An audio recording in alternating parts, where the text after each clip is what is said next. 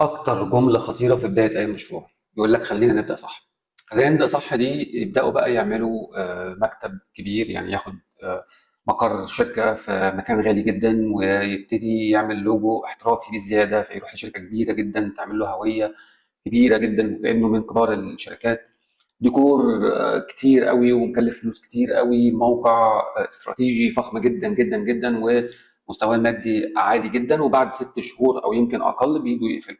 ليه؟ لانهم صرفوا على الشكل قبل ما يثبتوا ان في بيع.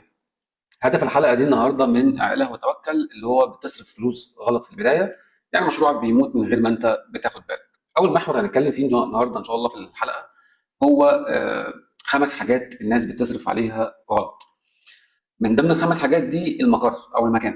مكتب فخم جدا جدا جدا قبل حتى اول عميل او اول ليست انت هتشتغل عليها من العملاء بتوعك. مش شرط على فكره ان انت تبتدي في مكان اصلا، يعني انت ممكن لو البيزنس ده ما يسمحش، يعني مش حاجه تجاريه مثلا، مش مطعم، مش حاجه فود اند بيفرج، مش كده، مش عياده مثلا، مش حاجه زي كده، ممكن تبتدي المشروع ده على قد ما تقدر ريموتلي او من البيت ومن فريق صغير مثلا من البيت. ممكن لو هتاخد مكتب تاخد مكتب صغير على قد افراد العمل، تاخد مكتب متواضع في منطقه متواضعه، ما تاخدش مكتب فخم جدا جدا جدا من قبل حتى ما تجيب انت اول عميل وتبتدي تصرف فلوس كتير قوي. هويه كامله او بصريه مكلفه جدا جدا جدا، تصرف مبالغ يعني مهوله في ان انت تجيب ناس مور اند مور بروفيشنال ياخدوا اجور عاليه جدا علشان يعملوا اللوجو او الهويه البصريه او الهويه التجاريه بتاعتك بشكل او باخر. موقع معقد جدا جدا قبل اختبار المنتج، يعني تروح تجيب ديفلوبرز، يعني ناس هاي تالنتد قوي، ناس قويه جدا في السوق، وتبتدي تعمل بقى ايه،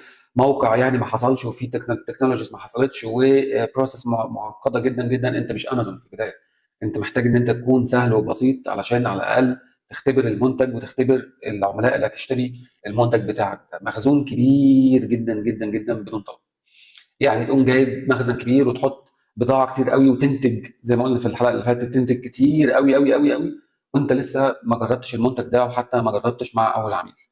توظيف بدري قوي قوي، يعني ان انت توظف فريق عمل كتير وتملى كل البوزيشنز وتعمل سلم وظيفي مظبوط وشجره وظيفيه مظبوطه جدا جدا جدا وانت في البدايه لسه. في حاجات كتيره في البدايه مش مهمه، يعني مش شرط تعمل الموضوع بقى عباره عن ادارات. يعني انا بستغرب مثلا شركات كتير جدا ممكن لا يتعدى عدد افرادها 4 5 افراد وتلاقي يقول لك السي او، المدير التنفيذي.